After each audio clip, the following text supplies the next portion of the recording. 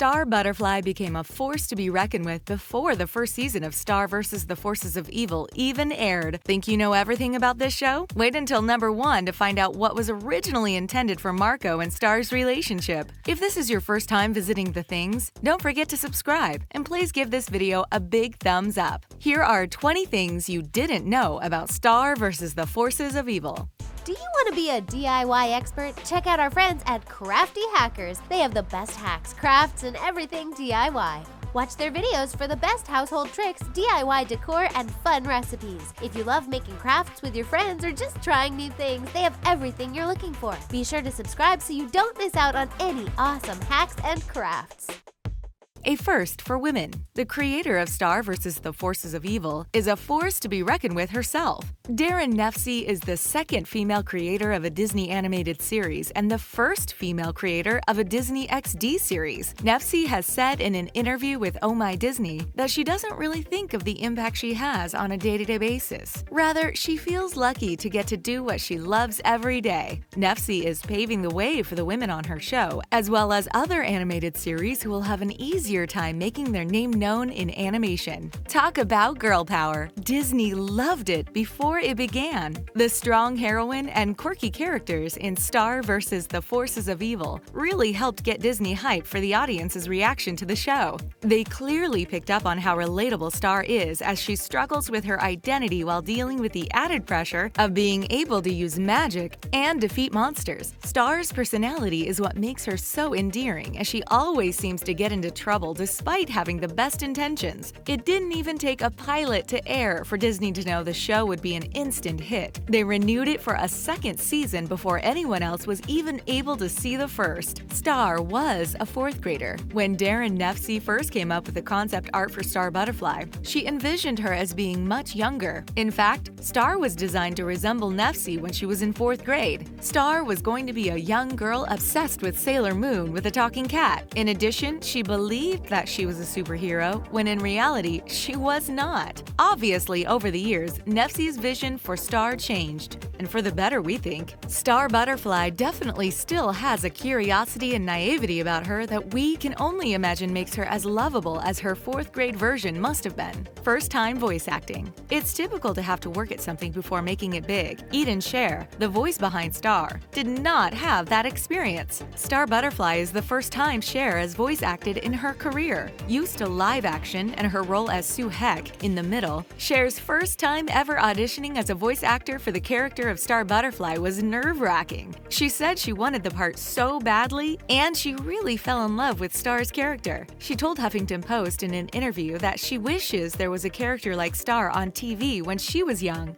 Now she gets to bring that character to life. Star Butterfly was a college creation. Daron Nefcy came up with the idea of Star Butterfly when she was in college. A friend of Nefcy's worked at the Cartoon Network and told Nefcy about a new initiative they were developing at the time called Cartoonstitute. They were putting out a call for a bunch of pilots, and thus Star was born from a series of doodles of a girl with heart-shaped cheeks. Originally, Star just really wanted magical powers, but when Nefcy brought her to Disney, they asked what would happen if Star really did possess magical powers. Just goes to show that something as innocent as a college doodle can result in a successful career. Disney Animation's same-sex kiss. Just Friends is much more than the 39th episode of the 2nd season of Star vs. the Forces of Evil. It's also the first time a show on Disney XD showed same-sex couples kissing on screen. To refresh your minds, Marco, Star, and Jackie attend a love sentence concert, and when the song Just Friends plays, couples in the audience start kissing. If you pay attention, you'll notice that the couples kissing aren't all made up of one man and one woman. This may seem like a pretty low-key move, but it's a small step in the right direction for on-screen diversity. Allusions in Blood Moon Ball. On several occasions, Star vs. the Forces of Evil does a great job of including some references for the audience to enjoy.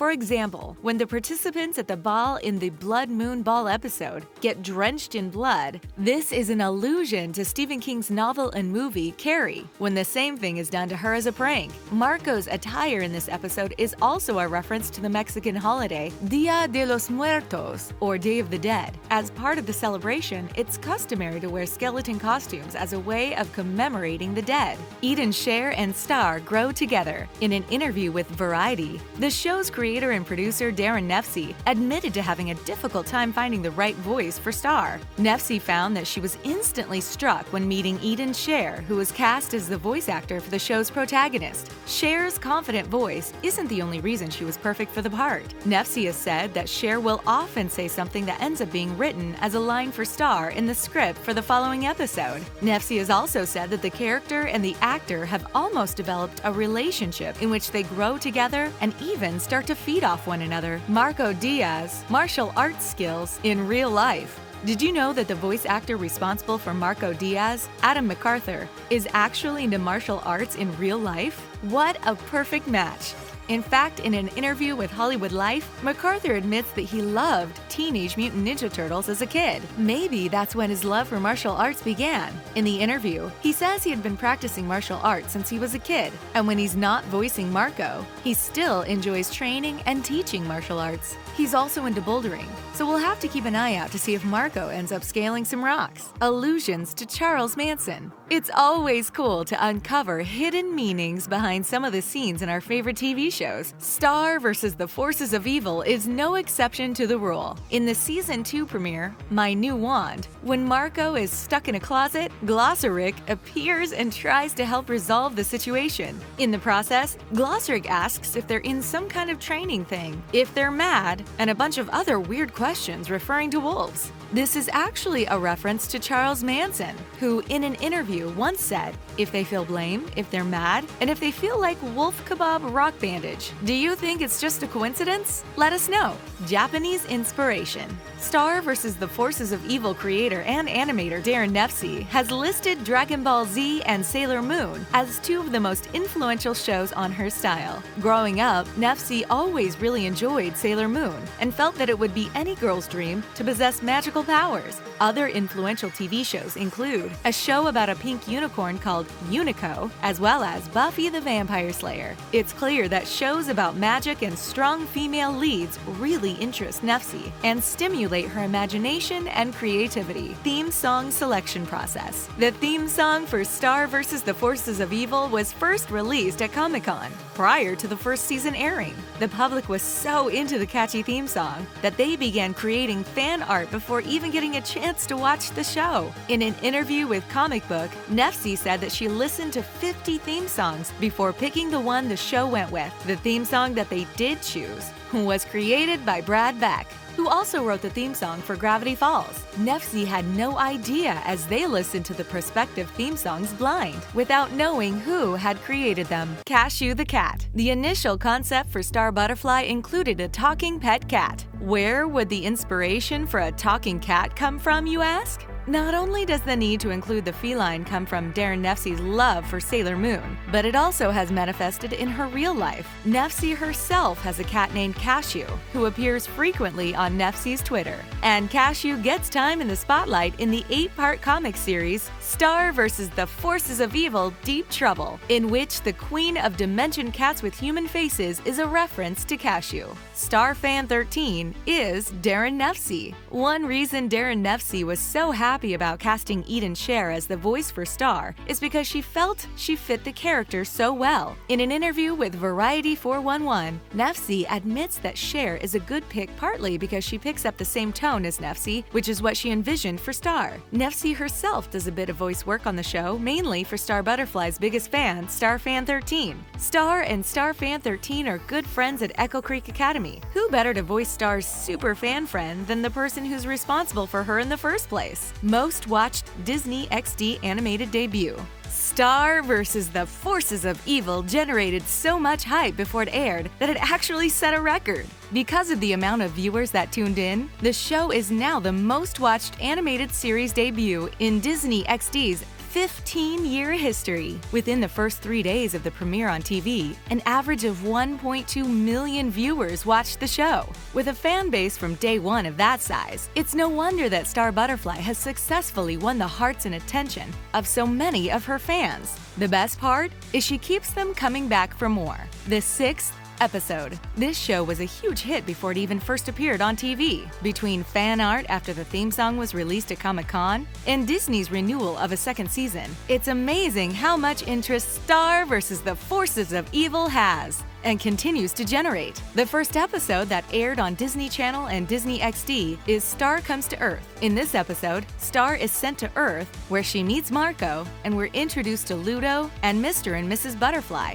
However, this episode was actually the 6th episode made in production order. Famous voices. Fans of all age are getting into Star vs. the Forces of Evil, including some celebrities. Several celebrities have made guest appearances on the show, such as Michael C. Hall as Toffee in Blood Moon Ball, and Ryder Strong as Star's ex-boyfriend Tom in the same episode. In Muberty, Jeffrey Tambor is cast as the voice for Star's magic instructor, Glossaric. Nick Lachey, the lead singer of 98 Degrees, is responsible for the voice of Love Sentence's lead singer, Justin Towers, in Friend Enemies and Just Friends. Other names that might sound familiar who've been on the show as guest voice actors include Jessica Walter, Jenny Slate, Alan Tudyk, Nick Swartzen, Nia Vardalos, and John Heder, Marco's belt colors. At the start of the series, Marco wears a green belt with a white stripe on it. However, in the second season, Marco earns a higher level belt in red belt after 5 years as a green belt. Marco's request should have been out of the question, seeing as how he would have had to earn 3 other belts on his way to acquiring a red belt. Yet, according to the World Martial Arts Center's breakdown of the meaning for each color, the episode does depict Marco acquiring detailed knowledge and caution which corresponds to the red belt. Half-half animation in one episode.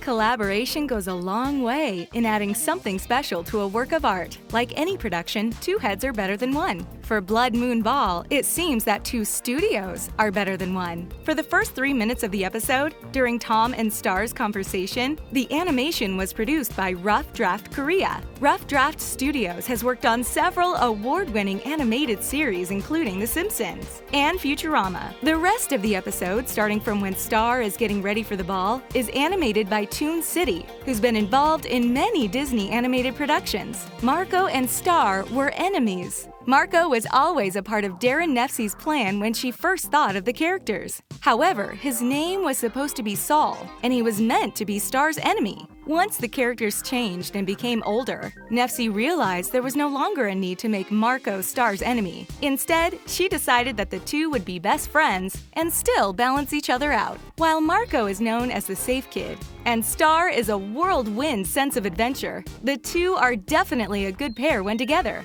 What do you think? Are these 2 better as friends, a couple, or should they have stayed enemies? And that's all for the 20 things you didn't know about Star vs. the Forces of Evil. Make sure to like the video and subscribe to The Things to catch more videos like this. Thanks for watching!